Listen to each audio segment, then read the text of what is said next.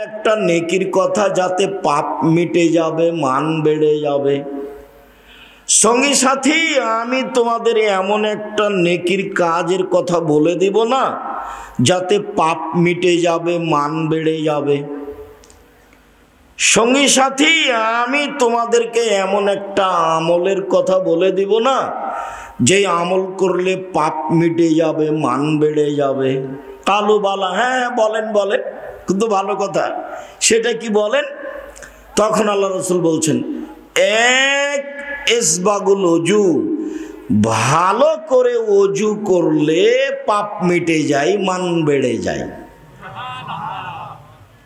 দুই, আল মাশি আলাল আকদাম, পায়ে হেঁটে মসজিদে গেলে পাপ মিটে যায়, মান বেড়ে যায়। তিন, ইন্তেজারুস সালাত বাদা সালাত, সালাতের পরে আবার সালাত আদায় করব, জোহরের পরে আসর, এইরকম অপেক্ষায় থাকে যে তার পাপ মিটে যায়, মান বেড়ে যায়। হাদিস বুখারী মুসলিম, মনে থাকবে নাকি? বাড়ি যাবেন তখন বলবেন এই পাপ মিটে যায়, মান বেড়ে যায়। বলো তো কি গো, কি খুঁজে পাবেন কি না? আচ্ছা, আর একটা হাদিস বলি, কাছাকাছি মনে থাকতে পারে। আব্দুল্লাহ ইবনে আব্বাস রাদিয়াল্লাহু তাআলা আনহু বলেন, একদা আল্লাহর নবী বলছেন যে আল্লাহ তাআলা আমাকে বলছেন, মুহাম্মদ হাল তাদরি ফিমা ইয়াকতাসিমুল মালাউল আলা, মুহাম্মদ আপনি বলতে পারেন কি ওপরে কি নিয়ে হইচই হচ্ছে? আপনি বলতে পারেন? বলতো না। আমি বললাম, জি হ্যাঁ বলতে পারি আমি। ফিল কাফারাত, কিভাবে আদমের ছেলে মেয়ের পাপ মিটে যাবে, মান বেড়ে যাবে, এই নিয়ে উপরে হইচই হচ্ছে। ফেরেশতারা বলা বলি করছে। আর একটা কথা এখানে বলি, আল্লাহ আমাদের নবীকে ডেকেছেন মুহাম্মদ বলে। আল্লাহ বলছেন মুহাম্মদ। জিবরাইল আমাদের নবীকে ডেকেছেন মুহাম্মদ বলে, জিবরাইল বলছেন মুহাম্মদ। সাহাবীগণ আমাদের নবীকে ডেকেছেন আল্লাহর রাসূল বলে, আল্লাহ রাসূল দিয়েছেন, আল্লাহ রাসূল খেয়েছেন, আল্লাহ রাসূল বলেছেন। ভারত, বাংলাদেশ, পাকিস্তানের লোকেরা আল্লাহর নবীকে ডাকে হুজুরে পাক সাল্লাল্লাহু আলাইহি সাল্লাম। এরা কি বলে? হুজুরে পাক। হুজুরে পাক এর আবার একটা রহস্য আছে, ওই মিলাদ পড়লে হুজুর উপস্থিত হয়ে যায়, আল্লাহ নবী উপস্থিত হয়ে যান, সেই জন্য নাম হলো হুজুরে পাক সাল্লাল্লাহু আলাইহি সাল্লাম। এইসব নাম চলবে না, বলতে হবে আল্লাহ রাসূল বলেছেন, আল্লাহ রাসূল দিয়েছেন, আল্লাহ রাসূল খেয়েছেন, আল্লাহ রাসূল করেছেন, যেটা সাহাবী বলতেন। এখন আল্লাহ আমাকে বললেন মুহাম্মদ কি নিয়ে হইচই হচ্ছে বলতে পারেন? আমি বললাম পারি। বলেন তো কে নিয়ে? এক, ইসবাগুল অজু, ভালো করে অজু করলে পাপ মিটে যায়, মান বেড়ে যায়। দুই, আল মাশি আলাল আকদাম, পায়ে হেঁটে মসজিদে গেলে পাপ মিটে যায়, মান বেড়ে যায়। তিন, আল মাকসু ফিল মাসাজিদ বাদা সালাওয়াত, সালাতের পরে বসে বসে তাসবিহ তাহলিল জিকির আজকার করলে, নামাজের পরে বসে বসে তাসবিহ তাহলিল জিকির আজকার করলে পাপ মিটে যায়, মান বেড়ে যায়। এখনো মূল কথায় আমি যেতে পারিনি, এই যে কাছাকাছি। এরপর আল্লাহ রাসূল বলছেন, মান ফাআলা হাযা আশা বিখাইরিন ওয়া মাতা বিখাইরিন, যে এমন আমল করলো তার মরে যাওয়া ভালো, তার বেঁচে থাকা ভালো। যে এমন আমল করতে পারলো তার মরে যাওয়া ভালো, তার বেঁচে থাকা ভালো, তার মরে যাওয়া ভালো, তার বেঁচে থাকা ভালো। তারপরে বলছেন ওয়াকানা মিন খাতিয়াতিহি কায়ামিন ওয়ালাদাত উম্মুহু, এই আমলের কারণে লোকটা হয়ে গেল সেই দিনের মতো যেদিন তার মা তাকে জন্ম দিয়েছে, নিষ্পাপ হয়ে গেল। নিষ্পাপ হওয়ার তাহলে তিনটে আমল। এক, হজ কবুল হলে নিষ্পাপ হয়ে গেছে। দুই, অসুস্থ অবস্থায় আলহামদুলিল্লাহ বললে নিষ্পাপ হয়ে গেছে। 3 সুন্দর করে ওযু, পায়ে হেঁটে মসজিদ, সলাতের পরে বসে তাসবিহ, আয়াতুল কুরসি হোক, সুবহানাল্লাহ, আলহামদুলিল্লাহ, আল্লাহু আকবার হোক, এইগুলো করলে ও নিষ্পাপ হয়ে যাবে, সেদিনের মতো হয়ে যাবে যেদিন তার মাতাকে জন্ম দিয়েছে, নিষ্পাপ হয়ে যাবে। হ্যাঁ, নিষ্পাপ হয়ে গেল বটে, কিন্তু একবার কি আলোচনাটা আসলো যে ও জান্নাতুল ফেরদাউস পাবে? জান্নাতুল ফেরদাউস পাবে কি করলে? একবার নগদ কথা, সদাচরণ, ভালো আচরণ। দল সংগঠন যদি করেন তাহলে চাঁপাইনবাবগঞ্জের ভাষা তো আর বাপও সদাচরণ করতে পারবে না। তার মানে ওর সাথে যে আছে সে ভালো, আর সাথে যে নেই সে ভালো নয়। চাঁপাইনবাবগঞ্জের ভাষা তো ওকে তো বলতে হবে, আর বাপকে বলতে হবে। এটাই স্বভাব, এটাই গতি। কতদিন বললাম আপনাকে যে ওরা 2 বোন একসাথে জন্ম নিয়েছে, দেখতে খুবই সুন্দরী, ভদ্র, নম্র মেয়েরা, মেধাও ভালো, বড় হয়ে গেছে, খুব চালচলন ভালো। একজন বোন আর একজন বোনকে ছেড়ে থাকতে পারে না। তো একজনের বিবাহ হয়েছে আওয়ামী লীগ লোকের সাথে, আর একজনের বিবাহ হয়েছে বিএনপি লোকের সাথে। ওরা এখন আর আপোষে কথা বলে না, কিন্তু ভালোই ছিল। এরকম কেন হলো? খুব জেহেনটা খালি রাখতে হবে।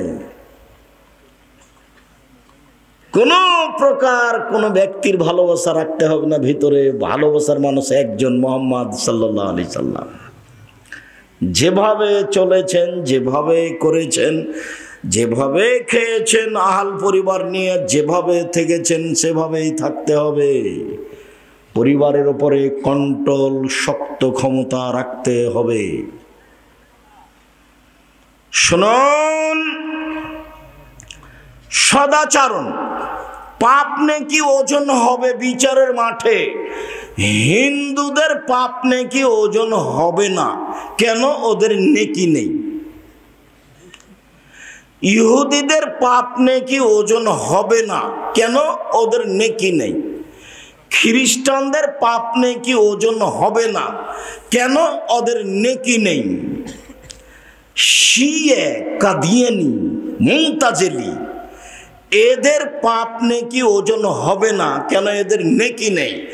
এইরকমই যারা আকীদাতে মার খেয়ে গেছে, ওদের পাপ নেকি ওজন হবে না, কেন? নেকি নেই। ওজন হওয়ার জন্য কয়টা পাল্লা লাগবে? 2টে। পাশে একটা জেলা আছে গাইবান্ধা। তো আমি গাইবান্ধার লোকজনকে দেখেছি যে বীজ, ধান বীজ ফেলবে জমিতে, তো 2 পাল্লা বাং, বাং বুঝেন নাকি ভাই? ওঠে বীজটা 2 পায়াতে বাঙের 2 দিকে দিয়ে ডালিতে করে বীজটা নিয়ে গেছে কাঁধে করে। এখন ওর ভাই বা ওর ছেলে বা ওর বড় ছেলে বা মেয়ে, তার একটা ছোট ছেলে মাঠে দিয়ে এসেছে। এখন ওর বাপ ছেলেটাকে নিয়ে আসছে, তো একদিকে ছেলেটাকে দিয়েছে আর একদিকে মাটি চাপালছে। কথা বোঝা গেছে? না হলে কি বাঁক, না হলে কি বাঁক চলবে? বাঁক কি চলবে? বাঁক চলবে না তো, মানে তো বাচ্চাকে নিতে পারবে না। নাহলে চাঁপাইনবাবগঞ্জের মতো করে মাথায় করে বা কাঁধে করে বা এভাবে নিয়ে আসতে। তো 2 দিকে লাগে। তো হিন্দুদের একদিক আছে, একদিক নেই, ওজন হবে কি দিয়ে? ইহুদিদের একদিক আছে, একদিক নেই, ওজন হবে কি দিয়ে? তো এদেরকে জাহান্নামে নেওয়া হবে কিভাবে? আল্লাহ তাআলা বলছেন, ফায়ু খাজবিন নাওয়াসি ওয়াল আকদাম, তাদের মাথা এবং পা একসাথে ধরে জাহান্নামে নিক্ষেপ করা হবে। আল্লাহ তাআলা বলেছেন, যারা মোমেন পুরুষ নারী পাপ করে নেকি করে, পাপ করে নেকি করে, আল্লাহ একজন বিশ্বাস করে, নবী মাটির তৈরি বিশ্বাস করে, আকীদা ঠিক আছে, এদের পাপ নেকি ওজন হবে বিচারের মাঠে। তো সবচেয়ে ভারী নেকির কাজ, আমল কি বলেন তো দেখি? সদাচরণ। আল্লাহ বলেছেন, নবী বলেছেন, ধারাবাহিকভাবে আয়াত এবং হাদিস আপনার সামনে পেশ করব কিছুক্ষণ। দয়া করে কোনো প্রয়োজন আমাকে দেখাবেন না। যতই কষ্ট হোক কিছুক্ষণ ধৈর্য ধারণ করে বসে থাকবেন। আর ইনশাআল্লাহ যারা আপনারা রাস্তাঘাটে আছেন, দোকানপাটে আছেন, বাড়িতে আছেন, তারা আসেন, আমি আপনার জন্য এসেছি। আপনার কিছু না কিছু উপকার করব ইনশাআল্লাহ। আল্লাহ বলছেন ইদফা বিল্লাতি হে আহসান। মুহাম্মদ সাল্লাল্লাহু আলাইহি সাল্লাম মানুষের সাথে কথা বলার সময় মানুষ যা বলেছে আপনি তার চেয়ে উত্তম বলুন। ও যদি যেটা বলেছে আপনার সাথে কথা বলতে গিয়ে মন খারাপ করে, আপনারটা যেন তার চেয়ে ভালো হয়। তাহলে আপনার মাঝে আর আপনার শত্রুর মাঝে যে মন কষাকষি আছে, এটা অন্তরঙ্গ বন্ধুতে পরিণত হবে। সাধারণ মানুষ পারে, হুজুর আলেম ওলামা পারে না। একজন আর একজনকে খালি ফেসবুকে ধুয়ে ছেড়ে দিচ্ছে। আর আপনি যদি আমাকে 1000 বার ধুয়ে দেন তবু আমি আপনার নাম নিব না। ওই পাতা আমি পড়ি না কোনোদিন ইনশাআল্লাহ। কারো ব্যাপারে কিছু বলতে হবে আমাকে, এই পাতা আমি পড়ি না, ওর নামই নি না, তোকে পড়বো কি? সারা দিন যদি আমার পিছনে লেগে থাকে ওর নামই নিব না। ওই পাতায় ছিঁড়ে দিয়েছি। এবং 90 সাল থেকে এভাবেই আছি আলহামদুলিল্লাহ। 90 সাল থেকে। কত বছর চলছে তাহলে?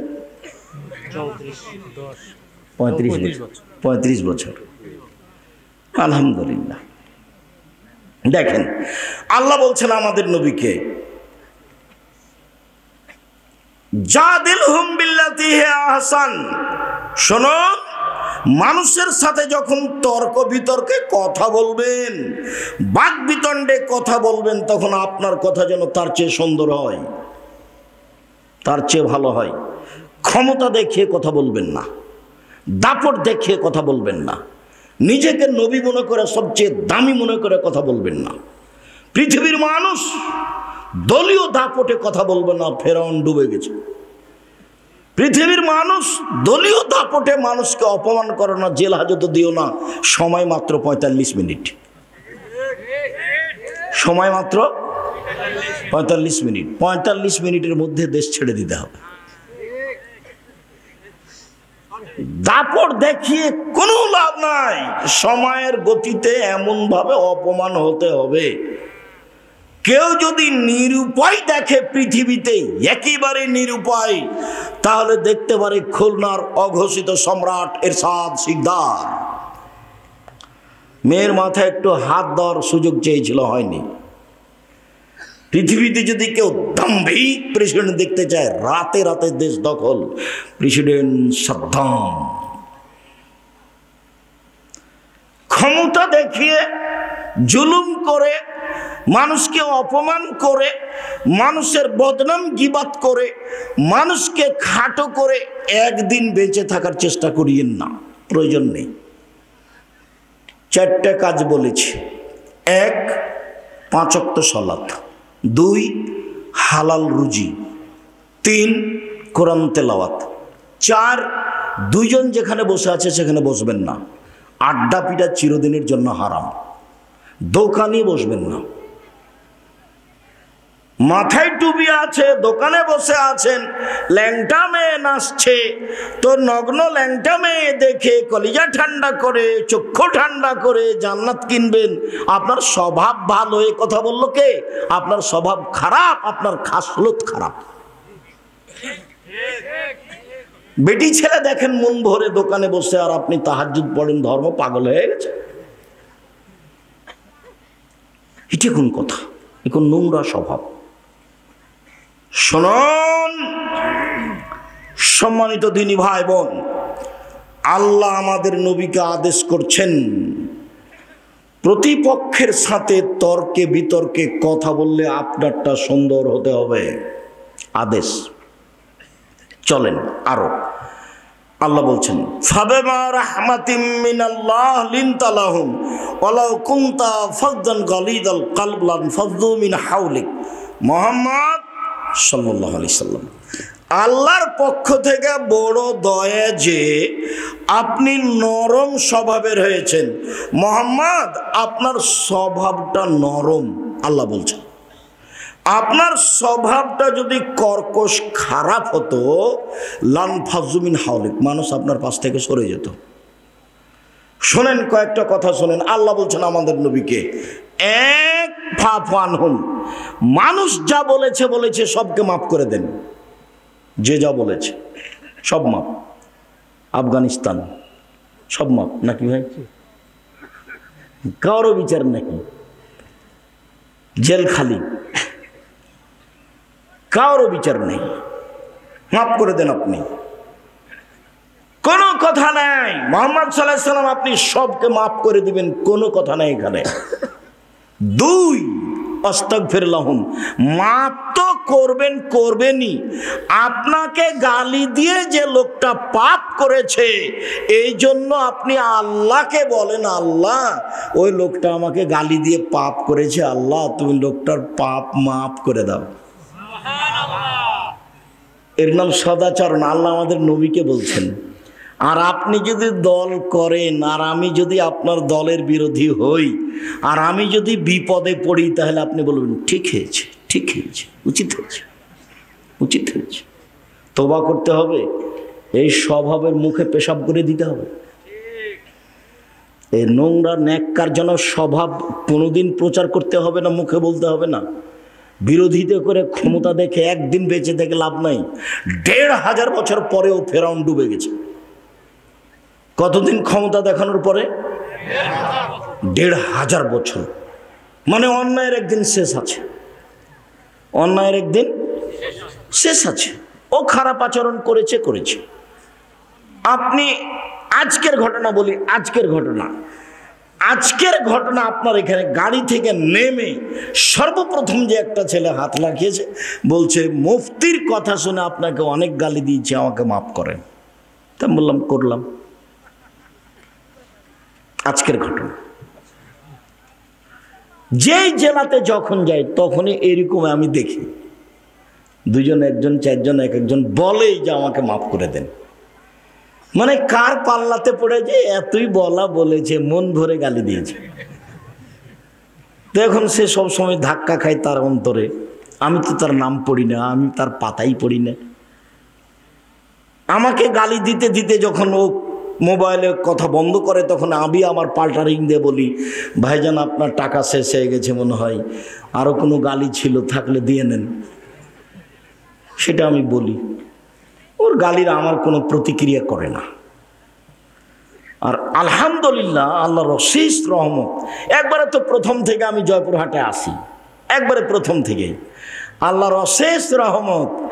কারো বক্তব্য দেখে আমাকে বক্তব্য শিখা লাগেনি, কারো পিছনে পড়া লাগেনি।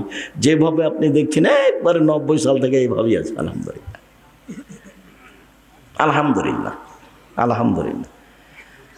আর আলহামদুলিল্লাহ অনেক হাদিস মুখস্থ আছে, অনেক ঘন্টার ঘন্টা এক এক বিষয় আপনাকে আমি হাদিস শোনাতে পারি। আলহামদুলিল্লাহ। সম্মানিত দিনী ভাই বোন, চলেন এবার আপনার সামনে ধারাবাহিক হাদিস পেশ করি সদাচরণের। সদাচরণ কি জিনিস? সদাচরণই নেকি। নওয়াস ইবনে সামান রাদিয়াল্লাহু তাআলা আনহু বলেন, আমি বললাম আল্লাহর নবী মালবির ওয়াল ইসম, আল্লাহর নবী একটু বলেন তো নেকি কি জিনিস আর পাপ কি জিনিস, এটা জিজ্ঞাসা। আল্লাহ রাসূল বলেন তো নেকি কি জিনিস আর পাপ কি জিনিস। তখন আল্লাহ রাসূল উত্তরে বললেন, আল বিরর হুসনুল খুলুক, নেকি হলো ভালো আচরণ, নেকি হলো সদাচরণ। এই ছেলে, একদিকে চেয়ে থাকা আমার দিকে, কারো গায়ে হাত দিয়ে বসবা না। আল্লাহর নবী যখন জিজ্ঞাসা করা হলো আল্লাহর নবীকে যে নেকি কি জিনিস, তো আল্লাহ রাসূল বলবেন নেকি হলো তাহাজ্জুদ। আল্লাহ রাসূলকে বলা হলো নেকি কি জিনিস, তা আল্লাহ রাসূল বলবেন হজ। বা বলবেন সুবহানাল্লাহ, আলহামদুলিল্লাহ, আল্লাহু আকবার। তো আল্লাহ রাসূলকে যখন কি বললেন বলেন তো? সদাচরণ। এটাই উত্তর। আচ্ছা, জোহানি বংশের একজন লোক বলছে যে কালু সাহাবিগণ নবীকে বললেন, আল্লাহর নবী, মা খায়রু মা উতিয়াল ইনসান, আল্লাহ যে মানুষকে অনেক অনুগ্রহ দিয়েছেন তার সবচেয়ে ভালো দামি কোনটা? 2 হাত অনুগ্রহ, দয়ে। এটি কি দিয়ে বোঝা যাবে? যার 1 হাত নাই তাকে জিজ্ঞাসা করেন কেমনে কাপড় পরে, কেমনে পানি খরচ করে, কেমনে পানি বদনা দিয়ে ধরে, বদনা ধরে, কত সমস্যা। ওকে জিজ্ঞাসা করলে বোঝা যাবে যে 2 হাতের কত দাম। 2 পা যে আল্লাহর নেয়ামত, এটা কাকে জিজ্ঞাসা করলে বোঝা যাবে? যার এখন পা নেই। তো ছেলে মেয়ে, আহাল পরিবার, টাকা পয়সা, জমি জায়গা সব আল্লাহর নেয়ামত। আচ্ছা বলেন তো আল্লাহর নবী সবচেয়ে ভালো কোনটা? তখন আল্লাহ রাসূল বলছেন আল খুলুকুল হাসান, ভালো আচরণ, সদাচরণ। মনে থাকবে না মনে হয়? আল্লাহর পক্ষ থেকে মানুষের উপরে সবচেয়ে বড় ভালো উত্তম নিয়ামত কোনটা? সদাচরণ। যার মুখ খারাপ তার সদাচরণ নেই। যে বউকে গালি দেয়, মানুষজনকে গালি দেয়, খালি ক্ষমতা দেখায়, আর অকথ্য ভাষায় গালি দেয়, আর যাকে তাকে বলাই তোকে দেখে নিব, অমুক করবো তমুক করবো। এই তুই কে রে? তুই ক টাকার মালিক? এইরকম লোকের কোনো সদাচরণ নেই। সদাচরণ হলো সবচেয়ে উত্তম নেয়ামত। সদাচরণ, সদাচরণ এমন একটা জিনিস যা দিয়ে সবচেয়ে দামি জান্নাত পাওয়া যায়, সবচেয়ে দামি। একবার চলে গেছে জান্নাতুল ফেরদাউস, এবার আসছে সবচেয়ে দামি। দেখেন, আবু মালিক আশারি রাদিয়াল্লাহু তাআলা আনহু বলেন, আল্লাহর নবী একদা বললেন, ইন্নে ফিল জান্নাতি লাগুরাফ ইরা যাহিরুহা মিন বাতিনিহা বাতিনুহা মিন যাহিরিহা। জান্নাতে কতগুলি এত দামি দামি ঘর রয়েছে, খুব উন্নত মানের পদার্থ দিয়ে তৈরি, যার বাহির থেকে ভিতর দেখা যায়, ভিতর থেকে বাহির দেখা যায়, খালি টক টক টক টক করছে, ঝকঝক করছে, খুব দামি ঘর। তো সাহাবীগণ বলছেন, লেমান হাজিহি, এত দামি ঘর কে পাবে, কার জন্য? তখন আল্লাহ রাসূল বলছেন, লেমান আলানাল কালামা, যার স্বভাব ভালো সে পাবে। যার চাল চলন ভালো সে পাবে। এ হাদিসে আরো পরে 3টা কথা আছে। 2, আতামাত তামা, ফকির মিসকিন দুস্থ গরিবকে যে খেতে দেয় সে পাবে। 3, দুস্থ গরিব ফকির মিসকিনকে জয়পুর হাটের লোকের কিভাবে বলবো, তাহলে পুকুরে মাছ মেরে আশেপাশের লোকজনকে দিতে হবে। তো বলছে কি বলেন, ওরা চুরির করে রাতে মাছ মারে, ওরা অত্যাচারে বাঁচি নেয়, তারপরেও দিতে হবে। সব মাছ বিক্রি করতে হবে। 40 কেজি যদি মাছ উঠে 35 কেজি বিক্রি করেন, আর 5 কেজি যাকে শত্রু মনে করছেন, গরিব মানুষ পুকুরের পাশে আছে, ওকে দিয়ে দেন। দিতেই হবে, দিতেই হবে। চাঁপানেগঞ্জের ভাষায় শত্রুকে বড় পিঠে বসতে দিতে হয়। শত্রুকে বড় পিঠা বসতে দিতে হয়, শত্রুকে আগ্রহ সহকারে বসতে দিতে হয়। আমি এক মাওলানাকে বলছি, জামিয়া সালাফের সম্মেলনে আসেন আপনি, আপনি সবচেয়ে ভালো বক্তা। তো বলছে একটু চিন্তা করছে, ভাবছে এমনি বলবে কিছু। তখন আমি বলছি, আপনার বাপও পারবে না। আপনি তো পারবেনই না, আপনার বাপও পারবেন। আপনি আমাকে ডাকেন, আপনাকে ডাকা লাগবে না, মুচি দিয়ে বলিয়েন যে আপনার এই সব যেন আসে এখানে। মুচি দিয়ে ডাকলে আমি চলে যাব। এই কথার অর্থ এই নয় যে আমি আব্দুর রাজ্জাক বিন ইউসুফ রাস্তায় পড়ে আছি, জি না। আমাকে ডাকার জন্য আপনাকে লাগবে না, খালি মুচি দিয়ে বলিয়েন, মেথর দিয়ে, যে আব্দুর রাজ্জাক সাহেব আসেন, আপনি আমাদের সম্মেলনে এসে বক্তব্য দেন, মুচি দিয়ে বললে আমি চলে যাব।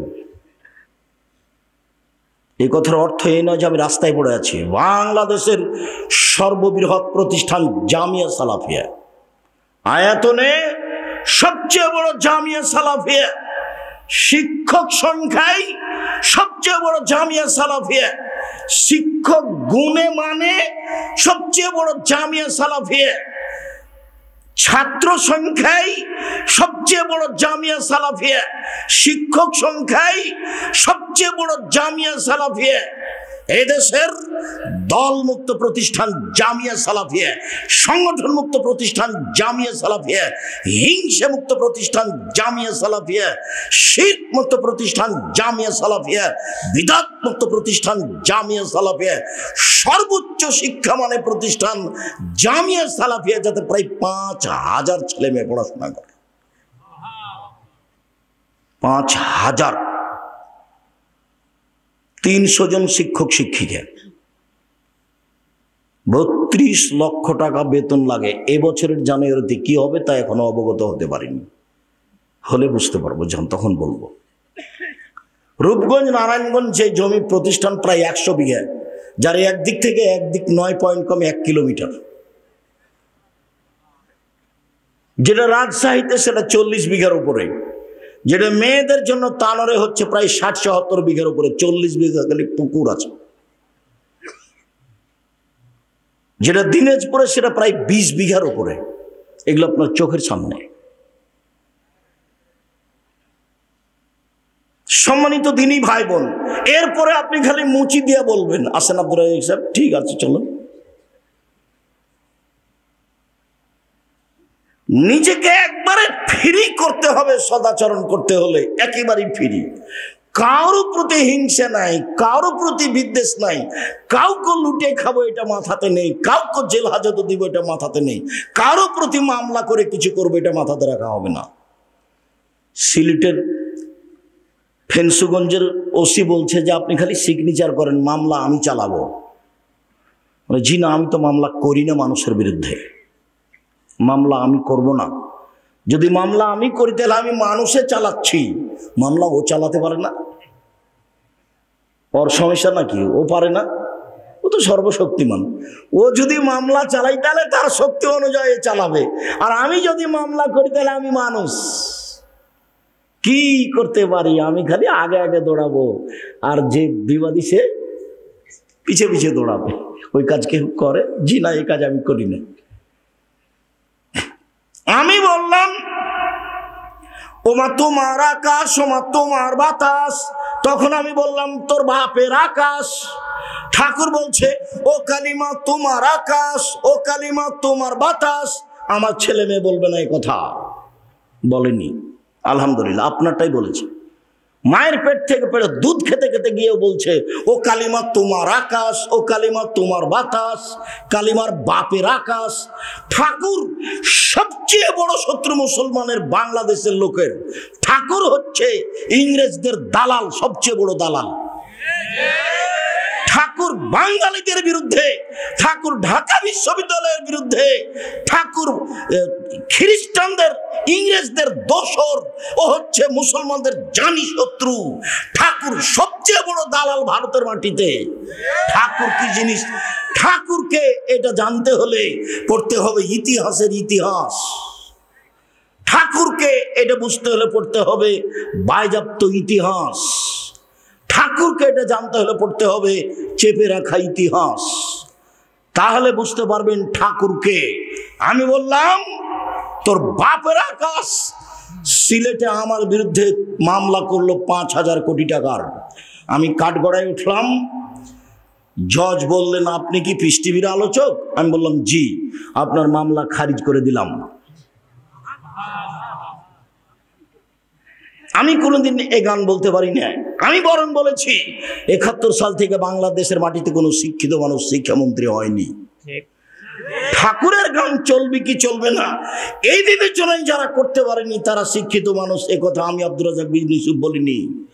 তারা শিক্ষিত নয়, যারা এই ইংরেজি মাসের প্রথম রাত 31st নাইটে খেলাধুলা করেছে, পটকা ফুটিয়েছে, তারা অশিক্ষিত, তারা বন্য, তারা বর্বর, তারা কুকুর সিরিয়ালের মতো মানুষ। বুঝেও বুঝে না ওরা, অন্তর আছে বুঝে না, দেখেও দেখে না ওরা, চক্ষু আছে দেখে না, শুনেও শোনে না ওরা, কান আছে শোনে না। উলায়েকা কালানাম, তারা পশু প্রাণীর মতো, তারা গরু ছাগলের মতো, বালু মাজাল বরং তার চেয়ে খারাপ। দিন রাত আল্লাহর নবী তার বিরোধিতা করতে বললেন। তিনি দুঃখ করে আফসোস করে বলে গেছেন, পৃথিবীর মানুষ আমার উম্মত মিশে যাবে ইহুদি খ্রিস্টানের সাথে।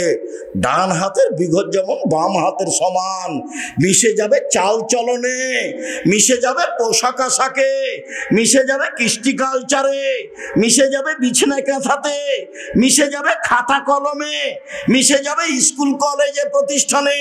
আমার উম্মত ইহুদি খ্রিস্টানের সাথে মিশে যাবে। ডান পায়ের জুতা যেমন বাম পায়ের সমান, ডান পায়ের জুতা যেমন বাম পায়ের সমান, সমান সমান মিটে যাবে, মিশে যাবে। দুঃখ করে বলতে বলতে বলতে বলতে ভাষাগত নিচে নামতে লাগলেন। নামতে নামতে বলছেন, পৃথিবীর মানুষ শুনে রেখো, আমি আফসোস করে বলে যাচ্ছি, ইহুদি খ্রিস্টান যদি মায়ের সাথে জেনা করে থাকে, আমার উম্মত মায়ের সাথে জেনা করবে। দেখেন, বাপের মাথায় টুপি আছে, বাপ তাহাজ্জুদ পড়ে, সাথে মেয়ে আছে, মেয়ে স্কিন পায়জামা পরে আছে। বাপের টুপি মাথায় দিয়ে আছে, প্রতি বছর হজ করে উমরা করে, সাথে মেয়ে আছে, এমন পায়জামা পরে আছে যার ভিতর আরো দুজন ঢুকবে। কৃষ্টি কালচারে তাদের সাথে মিশে যাবে। নখ বড় আছে মুসলমানের মেয়ের, নখে নীল পালিশ দেওয়া আছে, নেল পালিশ ও মুসলমানের মেয়ে। আল্লাহ রাসূল বলছেন, ইহুদি খ্রিস্টানের পতিতালয়ের মেয়েদের বৈশিষ্ট্য হচ্ছে নখে নেল পালিশ দেওয়া। ইহুদি খ্রিস্টানদের পতিতালয়ের মেয়েদের বৈশিষ্ট্য হচ্ছে নখে নেল পালিশ দেওয়া।